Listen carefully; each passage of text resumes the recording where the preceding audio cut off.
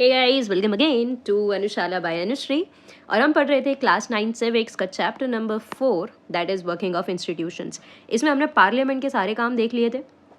ठीक है, थोड़ा सा इंट्रोडक्शन हमने एग्जीक्यूटिव्स और जुडिशरी के बारे में भी देखा था। लोकसभा राज्यसभा से थोड़ी सी ज़्यादा पावरफुल क्यों लगती है, हम इसके बारे में भी समझ चुके थे। आज हम बात करेंगे एग्जीक्यूटिव्स के बारे में। पिछले लेक्चर में जैसे कि मैं आपको बता चुकी थी कि एग्जीक्यूटिव्स भी दो तरीके के हैं, पॉलिटिकल और परमानेंट। परमानेंट एग्जीक्यूटिव्स को ही हम कहते हैं एडमिनिस्ट्रेटिव एग्जीक्यूटिव्स। ठीक है, चलो देखते हैं एग्जीक्यूटिव्स का बेसिकली काम क्या है। ऐसी फंक्शनरीज हैं ये जो डे टू डे के डिसीजंस लेती हैं। ठीक है, अब ये डे टू डे डिसीजंस क्या है, देखो लेजिस्लेचर का या जिसको आप पार्लियामेंट कहते हैं, अगर उसका काम है लॉ मेकिंग, ठीक है, तो ये लॉ मेकिंग पूरी full fledge law making legislature करके नहीं देती है। जी हाँ, ठीक है, तो मतलब पूरा काम कौन कर रहा है? लेजिस्लेचर सिर्फ एक स्केलेटन फॉर्म बना कर देगी। ठीक है, स्केलेटन की स्पेलिंग क्या होती है? ओके, सिर्फ एक स्केलेटन फॉर्म बनाकर दे रही है किस चीज़ का? लॉज का। ठीक है, उसके लिए पूरे डिटेल्स उसके अंदर भरना।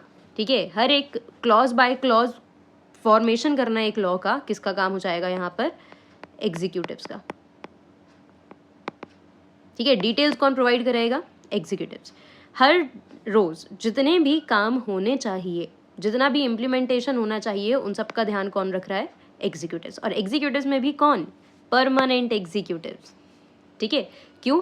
क्योंकि जो आपके पॉलिटिकल एग्जीक्यूटिव्स हैं ये सिर्फ और सिर्फ रिप्रेजेंट कर रहे हैं, ये किसी भी पॉलिसी को बहुत ज़्यादा अच्छे डिटेल्स नहीं दे सकते। अगेन प्रॉब्लम क्या है, मतलब क्यों नहीं दे सकते, कारण क्या है? क्योंकि ये एक्सपर्ट नहीं है। तो एक्सपर्ट कौन है? क्या आपका एक आईएएस ऑफिसर हर फील्ड में एक्सपर्ट हो सकता है? नहीं, पर हम ये ज़रूर कह सकते हैं कि उनको बहुत सारे सब्जेक्ट्स का नॉलेज है, बहुत सारी फील्ड्स का नॉलेज है। लेकिन जब आईएएस ऑफिसर्स सबसे अपनी सीनियर मोस्ट पोजीशन पर पहुंच जाते हैं तो हम उनको कहते हैं सेक्रेटरी। ठीक है, तब वो क्या बनते हैं? सेक्रेटरी। किसके सेक्रेटरी बन रहे हैं वो बनते हैं मिनिस्ट्रीज के सेक्रेटरी। ठीक है, हर मिनिस्ट्री के पास एक सेक्रेटेरिएट है। ठीक है, और वहाँ पर कौन बैठा है? सीनियर आईएएस ऑफिसर्स बैठे हैं, जिन्होंने काफ़ी सालों का एक्सपीरियंस जो है उसको एक साथ लाकर हर एक फील्ड में कुछ ना कुछ एक्सपर्टीज गेन कर लिया। ठीक है, तो ये असल में वो लोग हैं जो प्रॉपर डिटेल्स दे रहे हैं आपके लॉ के फॉर्मेशन को, और साथ में ही एग्जीक्यूटिव्स का जो काम हो रहा है उसको आईएएस ऑफिसर्स कर रहे हैं। ठीक है, ये ऑर्डर्स देते हैं और ये काम करते हैं। ठीक है, लेकिन अगर मान लो कोई भी गड़बड़ हो गई, ठीक है, कोई भी लॉ जो है वो पसंद नहीं आया अगर जनता को, तो परमानेंट एग्जीक्यूटिव्स के ऊपर बात आ जाएगी या पॉलिटिकल एग्जीक्यूटिव्स पे? यहाँ पर समझना ये ज़रूरी है कि इनको कोई कुछ नहीं करेगा, because they are only performing their duties. इनका काम है जो इनको ऑर्डर दिया जाए वो इनको फॉलो करना है।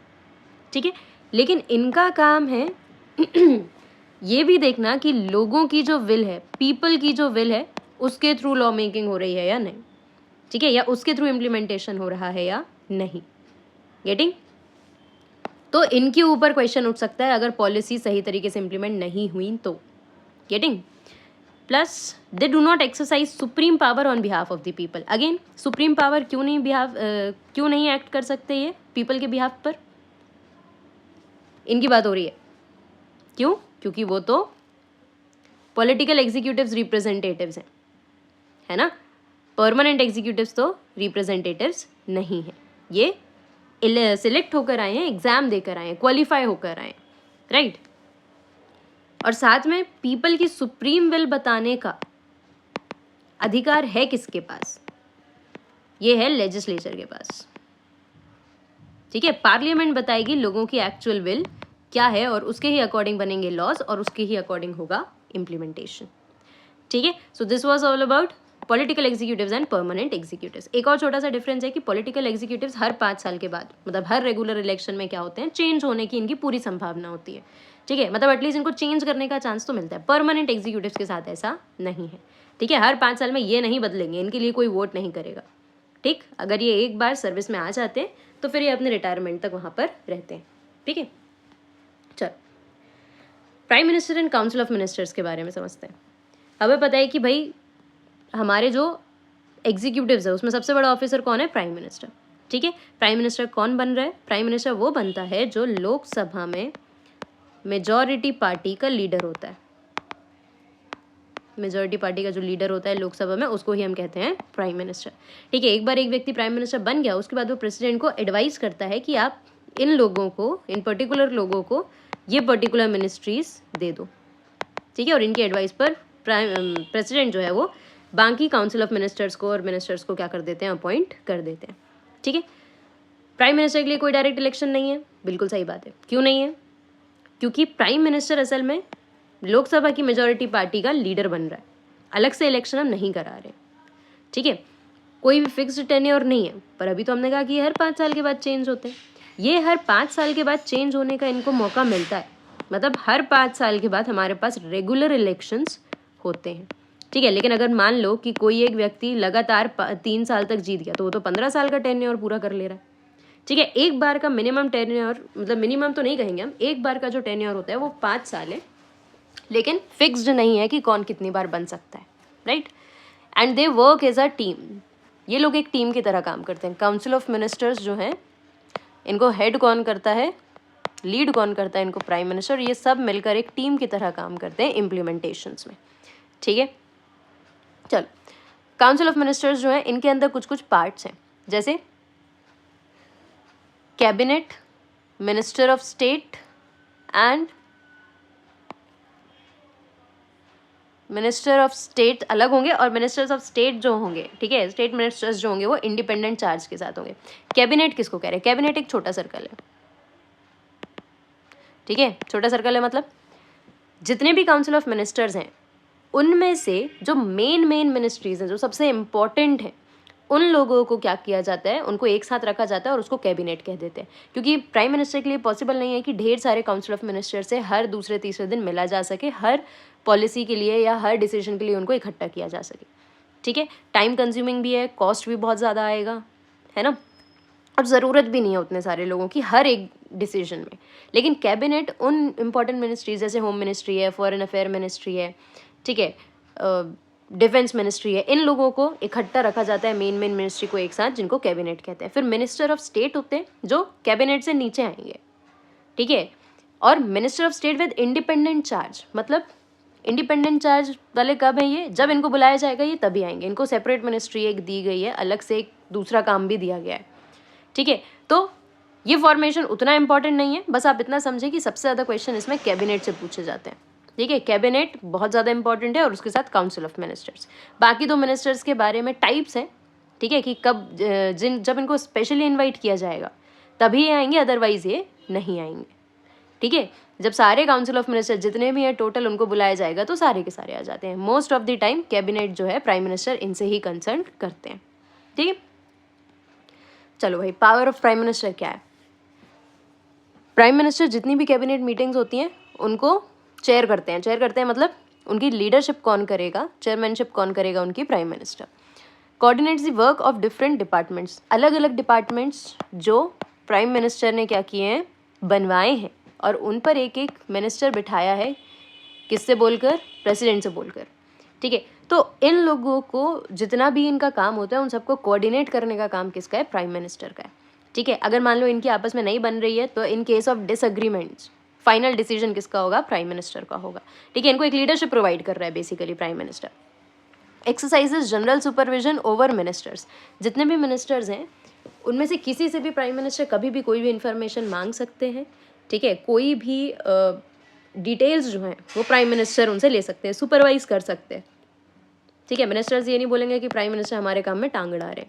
गेटिंग?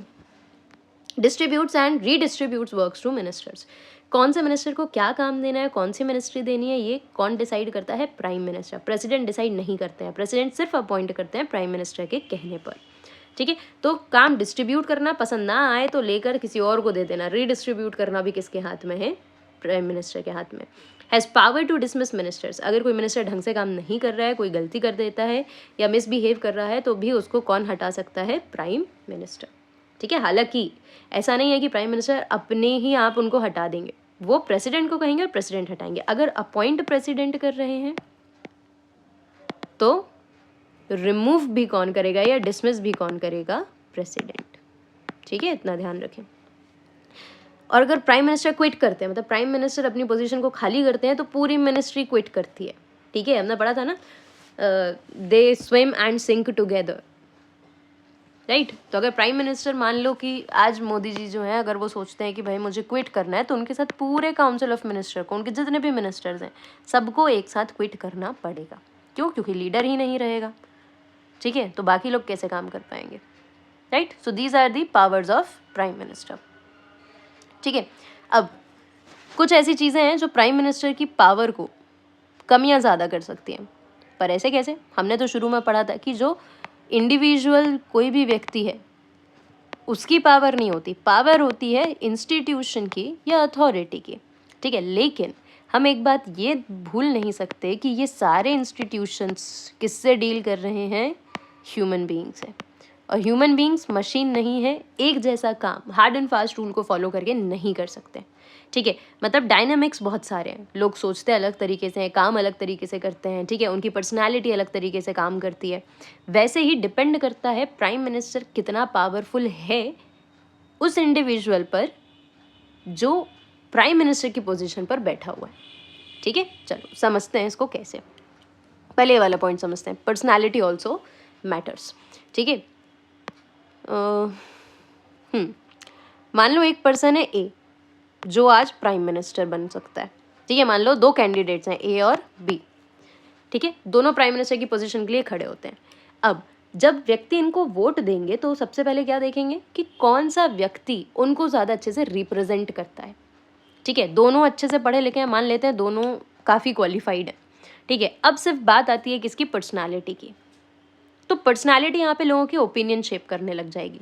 कैसे? अगर उनको ऐसा लगता है कि पर्सन ए जो है ये बहुत अच्छा है, ठीक है, काफ़ी अच्छा ओरेटर है, बहुत अच्छे से बोल सकता है, ठीक है, थोड़ा एक्सट्रोवर्ट है। एक्सट्रोवर्ट मतलब लोगों से बातचीत करके अपना काम बना सकता है यहाँ पर, गेटिंग, ठीक है। और गेट अलॉन्ग हो जाता है, मतलब बहुत आसानी से लोगों के साथ क्या हो रहा है, वो मिक्स हो रहा है, ठीक। दूसरा व्यक्ति है जो उतना अच्छा ओरेटर नहीं है, ठीक है, या थोड़ा सा इंट्रोवर्ट है, या कम बोलता है, या कम समझना चाह रहा है, ठीक, और थोड़ा सा सेपरेटेड रह रहा है। तो इन सारी चीज़ों का भी बहुत ज़्यादा असर पड़ता है वोटिंग पर, लोगों पर, पब्लिक ओपिनियन पर, ठीक है। ज़्यादातर लोग इस व्यक्ति को चुनेंगे। ऐसा नहीं है कि ये व्यक्ति कोई गलती नहीं करेगा या इसमें कोई फ्लॉज नहीं होंगे, लेकिन हम पर्सनैलिटी देखकर काम करते हैं, ठीक है। हम क्यों कहते हैं कि Indira Gandhi what ever she has done, ठीक है, हम वो नहीं डिस्कस करने वाले उन्होंने क्या किया और क्या नहीं किया, लेकिन हम उनको एक स्ट्रॉन्ग प्राइम मिनिस्टर की तरह देखते हैं। क्यों देख रहे हैं? Because of her personality. हम नरेंद्र मोदी को एक स्ट्रॉन्ग पर्सनैलिटी की तरह क्यों, मतलब क्यों एक स्ट्रॉन्ग प्राइम मिनिस्टर की तरह देख रहे हैं, और वहीं पर उनके कॉम्पिटिटर को नहीं देख पा रहे हैं? Because of this trait only, ये पर्सनैलिटी के कारण ही, ठीक है। और कोलेशन गवर्नमेंट क्या है? मान लो पर्सनालिटी भी एक एस्पेक्ट है, तो कोलेशन एक ऐसी कंडीशन होती है जहाँ पर प्राइम मिनिस्टर अकेले उतना पावरफुल नहीं हो सकता। कोलेशन का मतलब क्या है? कोलेशन मतलब किसी भी एक पार्टी को मेजॉरिटी नहीं मिली, लोकसभा में इलेक्शन हुआ, किसी भी पार्टी को मेजॉरिटी नहीं मिली, तो अब क्या करेंगे? दोबारा से इलेक्शन कराएंगे क्या? दोबारा इलेक्शन कराने में कितनी ज़्यादा मशीनरी, कितना ज़्यादा खर्चा लगेगा, ठीक है, कितना टाइम वेस्ट होगा, राइट। तो क्या कर सकते हैं? अब यहाँ पर चांस दिया जाता है कोलेशन को, कि मान लो कुछ पार्टीज़ जो हैं अगर वो एक साथ आना चाहती हैं और अपनी सीट्स को मिलाकर मेजॉरिटी गेन कर पा रही हैं, तो वो मिलकर गवर्नमेंट बना लेंगी। ऐसी गवर्नमेंट को हम कहेंगे कोलेशन गवर्नमेंट, ठीक है। आपने कई बार न्यूज़ चैनल में नाम सुना होगा गठबंधन का, ठीक है, गठबंधन सरकार, मतलब पार्टीज जो है वो हाथ मिला रही हैं एक साथ और अपनी सीट्स को जोड़कर गवर्नमेंट बनाने की कोशिश कर रही हैं, राइट। अब मान लो कि कोई एक पार्टी ए थी और एक पार्टी बी है। पार्टी बी के पास केवल 5 सीट्स,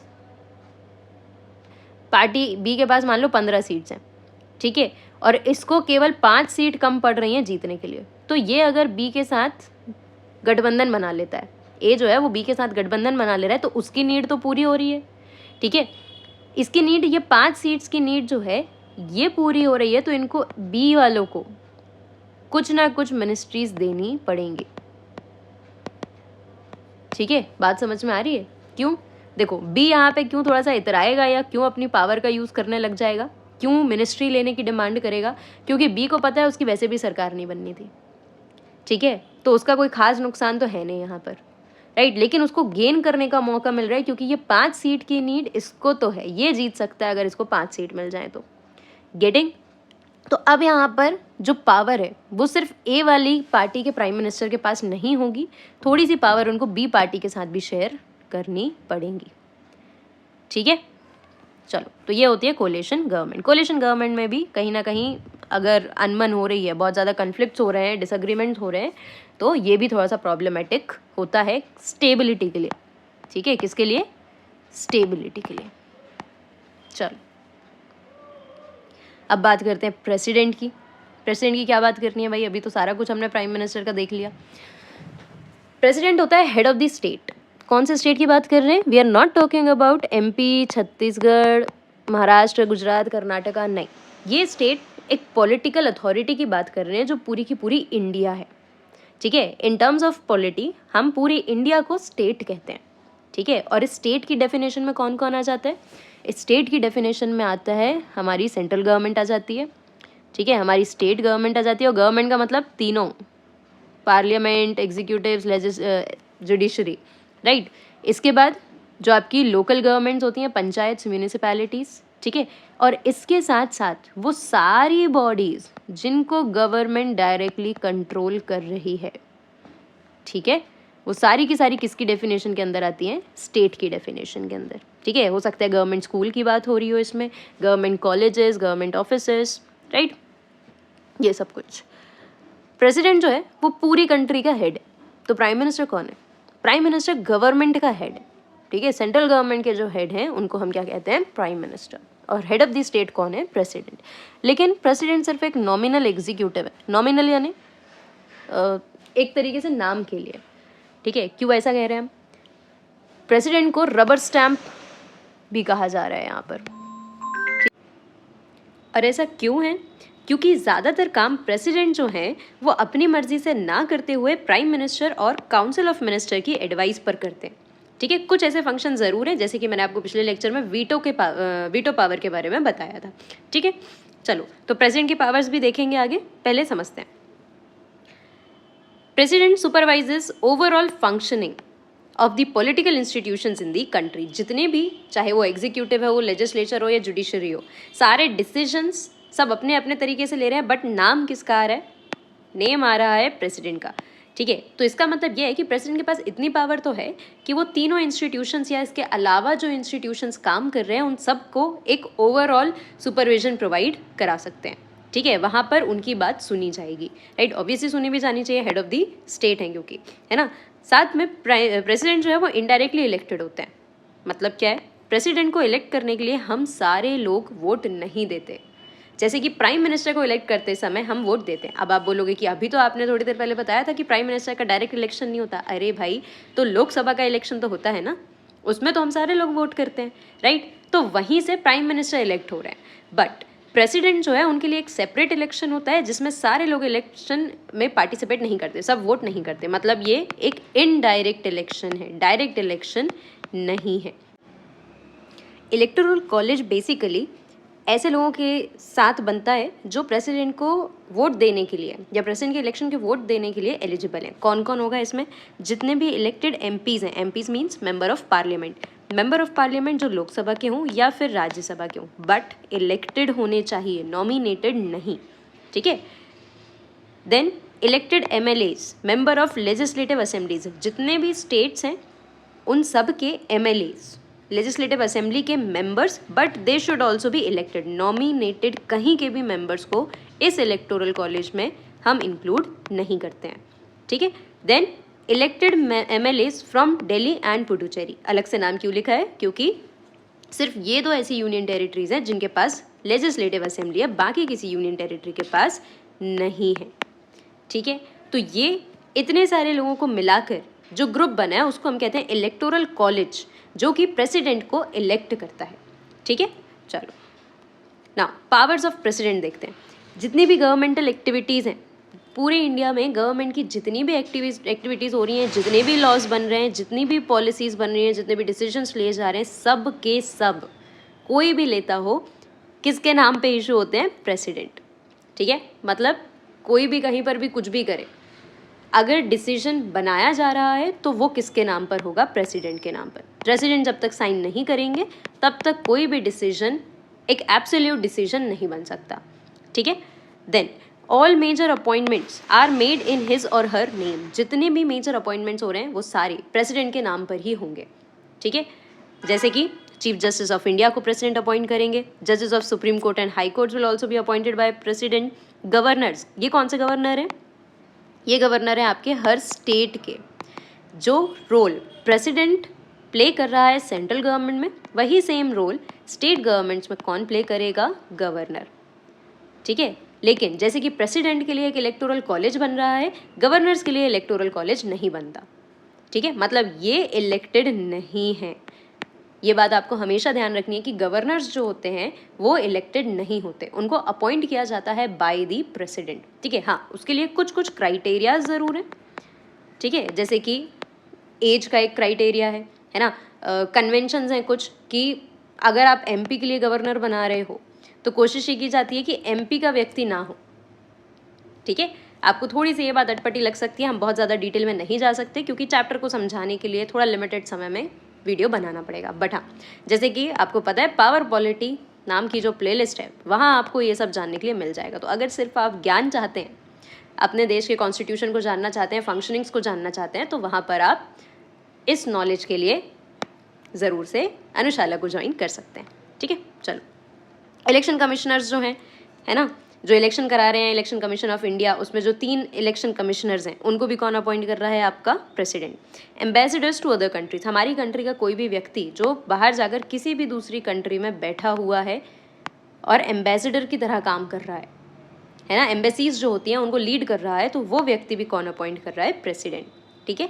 एक बात और ध्यान रखें कि जो भी व्यक्ति अपॉइंट कर रहा है उससे पोजीशन में छोटा कोई भी व्यक्ति उसको हटा नहीं सकता, है ना। जैसे मान लो कि चीफ जस्टिस ऑफ इंडिया को किसने अपॉइंट किया? प्रेसिडेंट ने, ठीक है। तो ऐसा नहीं हो सकता कि प्राइम मिनिस्टर कभी इसको हटा सके, नहीं होगा, ठीक है। चीफ जस्टिस ऑफ इंडिया के लिए अलग प्रोसीजर है। जैसे प्रेसिडेंट को हटाया जा सकता है इम्पीचमेंट के थ्रू, वैसे ही चीफ जस्टिस ऑफ इंडिया को हटाया जा सकता है, ठीक है। उसके लिए पार्लियामेंट सामने आएगी, बट पार्लियामेंट भी जब इनको हटाने का डिसीजन लेगी तो ये डिसीजन भी किसके नाम पर लिया जाएगा? प्रेसिडेंट के नाम पर, ठीक है।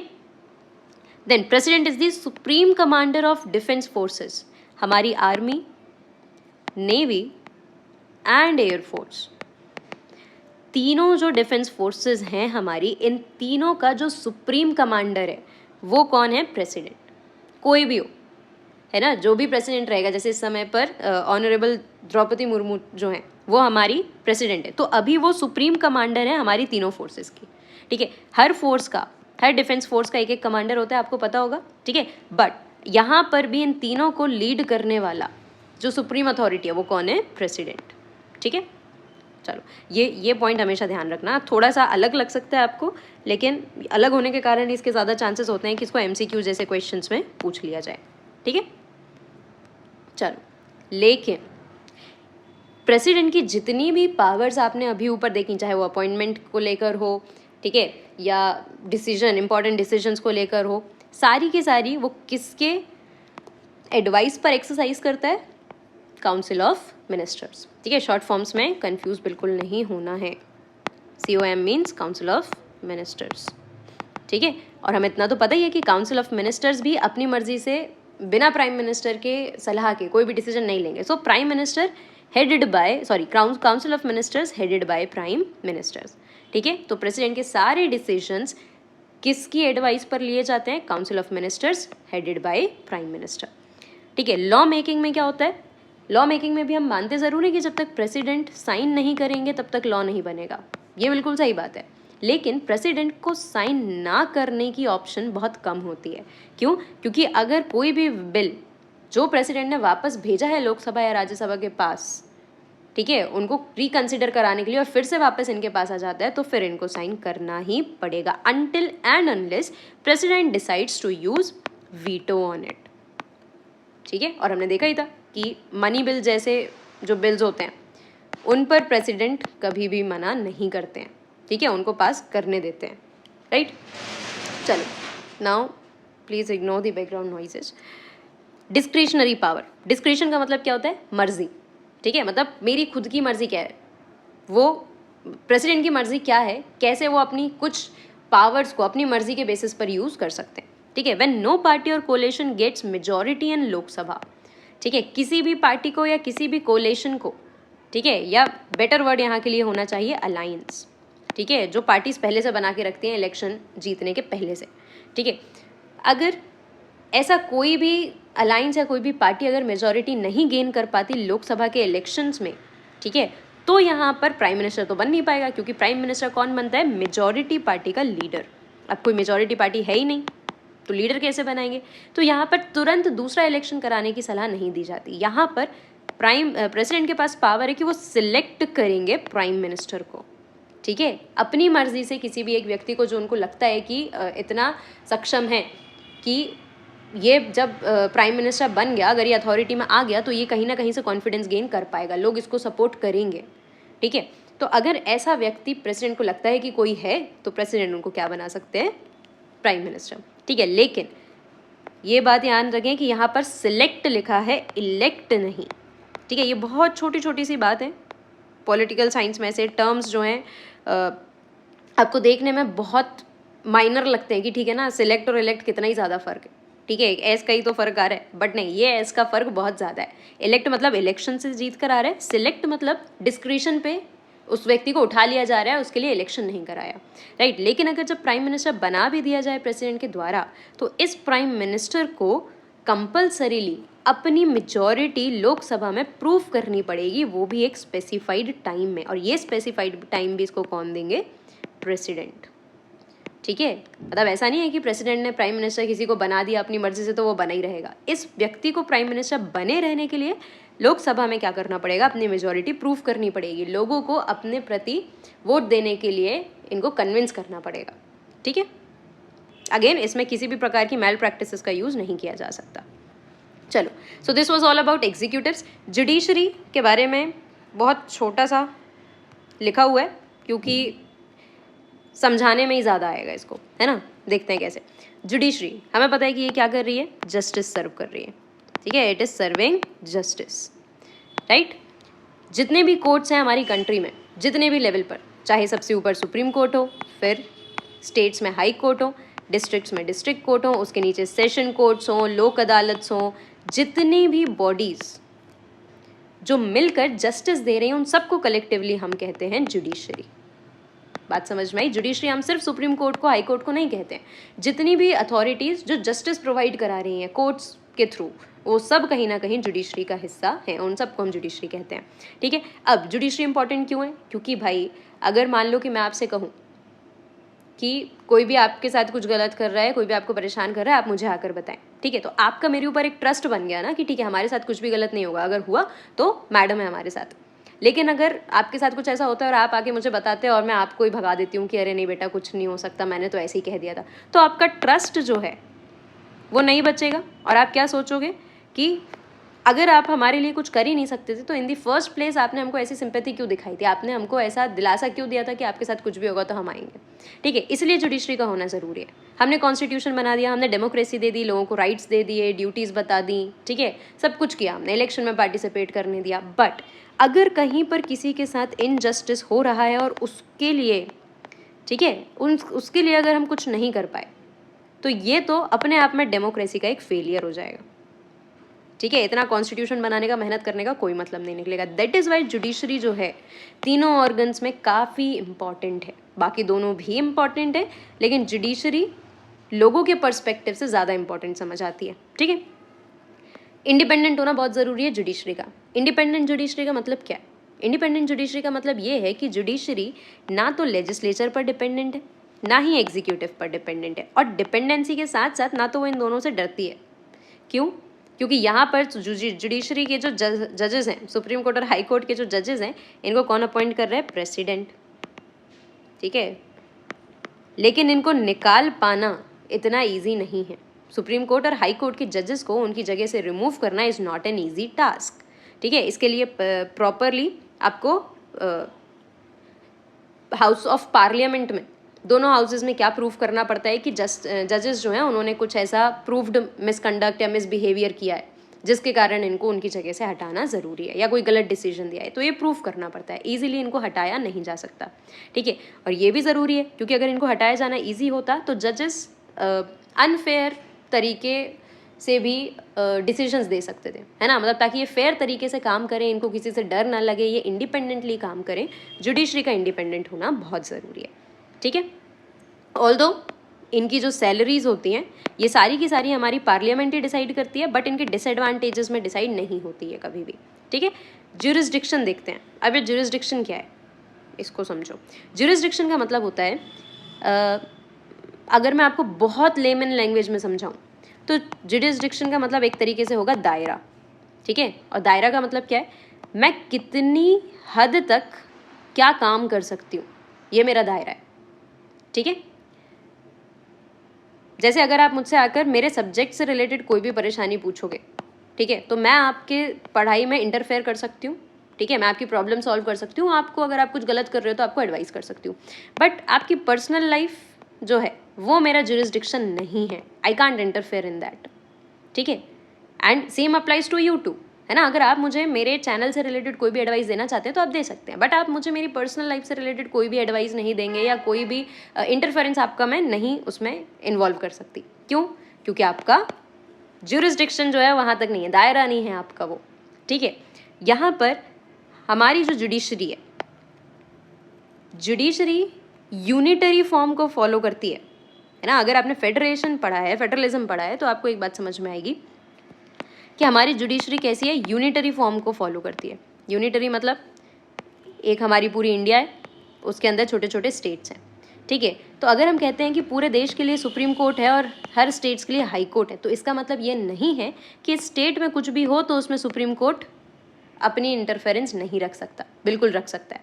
और यहाँ पर हायरार्की चलती है, सबसे बड़ा सुप्रीम कोर्ट ही है। अगर सुप्रीम कोर्ट कोई बात कह रहा है तो हाई कोर्ट उसको नकार नहीं सकता, डिस्ट्रिक्ट कोर्ट उसको नकार नहीं सकता, ठीक है। तो यहाँ पर हायरार्की ऊपर से नीचे ही चली आ रही है, ठीक है। ऊपर वाला ज़्यादा पावरफुल, नीचे वाला थोड़ा कम, और सबसे नीचे वाला थोड़ा और कम पावरफुल, ठीक है। बात समझ में आ रही होगी, आई होप आपको, राइट। अब यहाँ पर जैसे हम बात करते हैं सुप्रीम कोर्ट की ज्यूरिसडिक्शन की, तो सुप्रीम कोर्ट के कुछ ओरिजिनल ज्यूरिसडिक्शन है, मतलब जो एक्सक्लूसिव है।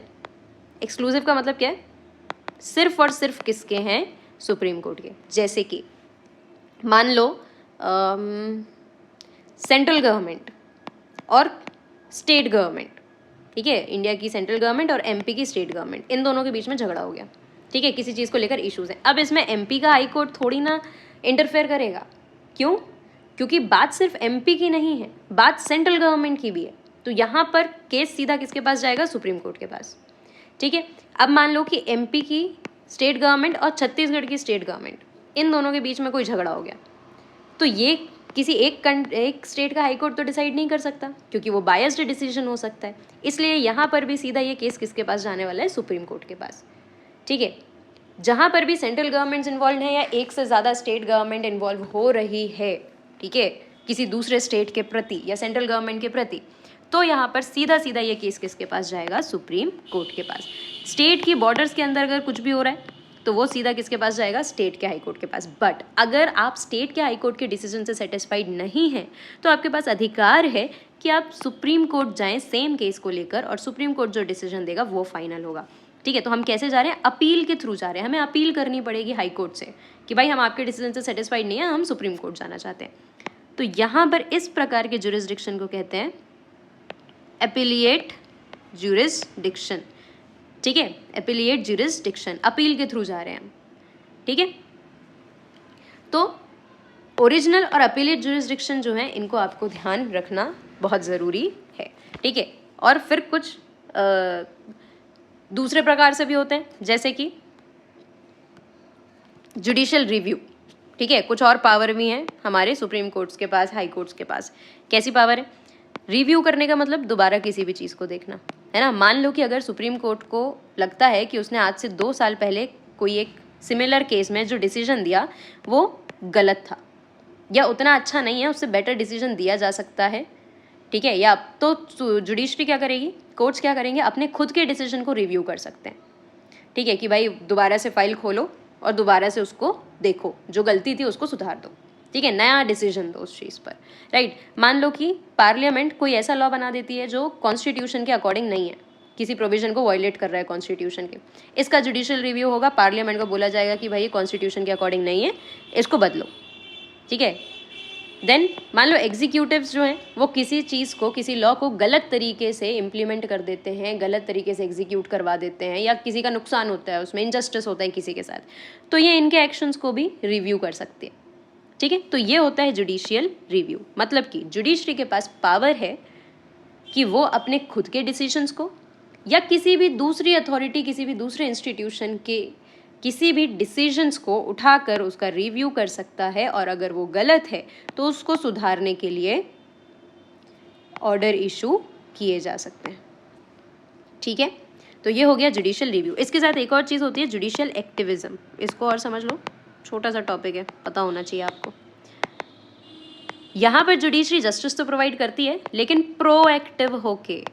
कैसे? प्रोएक्टिव होके, है ना। आपको जस्टिस चाहिए तो आपको कोर्ट जाना पड़ेगा, लेकिन अगर मान लो कि एक जज है या एक कोई भी व्यक्ति है जो जुडिशरी को बिलोंग करता है, ठीक है, उसको ऐसा लगता है कि समाज में या किसी भी जगह पर कुछ ऐसा हो रहा है जो नहीं होना चाहिए, जिससे इनजस्टिस हो रहा है, ठीक है, बट इसके लिए किसी ने केस नहीं लगाया, ठीक है, किसी ने कोई भी केस जो है उसको इशू नहीं किया इस बात के लिए, इस इनजस्टिस के लिए, तो ये जुडिशरी खुद इस केस को कोर्ट ले जा सकती है, ठीक है, एक्टिवली काम कर सकती है सामने से कि भैया ये जो है हम इसको केस की तरह ट्रीट करना चाहते हैं और ये इनजस्टिस को ख़त्म करना चाहते हैं सोसाइटी में, ठीक है। तो जब जुडिशरी प्रोएक्टिवली काम करती है तो वो हो जाता है जुडिशियल एक्टिविज्म, ठीक है। चलो, ये कोर्ट का कोई भी जज जो है वो कर सकता है इस तरीके से काम। नेक्स्ट PIL देखो, PIL क्या है? Public interest litigation. पब्लिक के इंटरेस्ट में एक लीगल एक्शन लिया जा रहा है, ठीक है। ये लीगल एक्शन क्या है? सीधा एक्शन नहीं होगा, पहले ये इसको केस की तरह ट्रीट किया जाएगा, ठीक है। मान लो कि कोई भी XYZ व्यक्ति है जो एक ऐसे ग्रुप को सफ़र करते हुए देख रहा है, या किसी व्यक्ति को सफ़र करते हुए देख रहा है जिसको ऐसा लगता है कि यार इस व्यक्ति को जस्टिस मिलना चाहिए, ठीक है। अब लेकिन ये जो व्यक्ति खुद सफ़र कर रहा है, ये जो कम्युनिटी खुद सफ़र कर रही है, ये खुद कोर्ट जाने के लिए तैयार नहीं है, ठीक है। अब वो कोई भी वजह हो सकती है, हो सकता है कि वो डरते हो सकता है उनको ऐसा लगता है कि इसमें टाइम वेस्ट होगा उनका, रोज़ी रोटी छोड़कर अगर वो रोज़ रोज़ कोर्ट कचहरी के चक्कर में पड़ेंगे तो उनके लिए वेस्टेज ऑफ टाइम है, वेस्टेज ऑफ मनी होगा अगर उनके लिए, ठीक है। या किसी भी दूसरी वजह से वो अपने लिए जस्टिस नहीं मांग रहे हैं जाके, तो भी कोई दूसरा व्यक्ति XYZ ये इस पब्लिक के इंटरेस्ट में एक लीगल केस, मतलब एक लीगल एक्शन ले सकता है, केस फाइल कर सकता है कोर्ट्स में, ठीक है। इवन ये जो है ये टेलीग्राम, मतलब किसी भी लेटर के थ्रू, पोस्ट के थ्रू भी किया जा सकता है, और इसको उतनी ही सीरियसली हैंडल किया जाएगा जितने कि किसी दूसरे केस को, ठीक है। ये ऐसे tools, judicial review, public interest litigation या एक्टिविज्म, इस प्रकार के टूल्स को हम लाए क्यों हैं?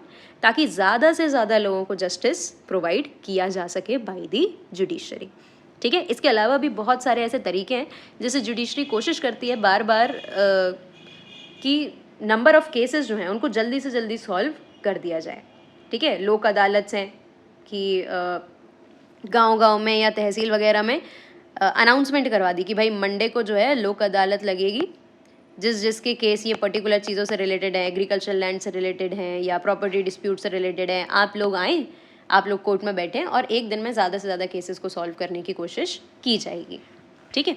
तो ऐसे बहुत सारे काम जो है वो जुडिशरी करने की यहाँ पर कोशिश करती है। अपॉइंटमेंट एंड रिमूवल ऑफ जजेस हम ऊपर ऑलरेडी पढ़ चुके हैं कि ये उतना ईजीली रिमूव नहीं किए जा सकते। अपॉइंटमेंट जो है वो भी कौन करता है?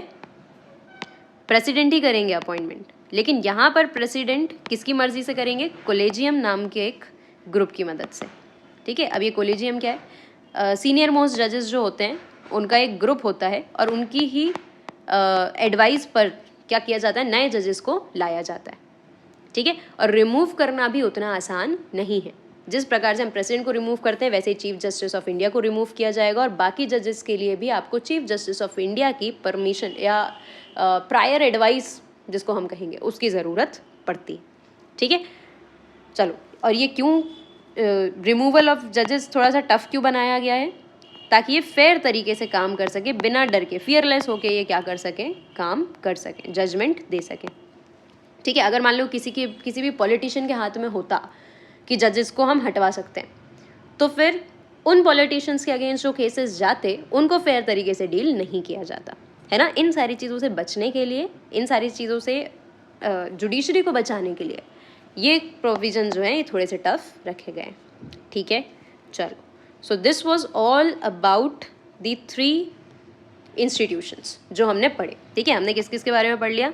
हमने लेजिस्लेचर के बारे में पढ़ लिया, एग्जीक्यूटिव के बारे में पढ़ लिया, जुडिशरी के बारे में पढ़ लिया, ठीक है। इन तीनों के बारे में इस चैप्टर में आपको जितना पढ़ाया जाना था वो मैंने कंक्लूड कर दिया है। इससे ज़्यादा आप कुछ जानना चाहते हैं, go for power polity playlist, ठीक है। वहाँ आपको ज़रूर से कुछ ना कुछ मिल जाएगा, ठीक है। वरना आप क्लास 8 के पुराने लेक्चर्स देख सकते हैं, जहाँ पर आपको इनके लिए अलग अलग वीडियोज़ मिल जाएंगे, ठीक है।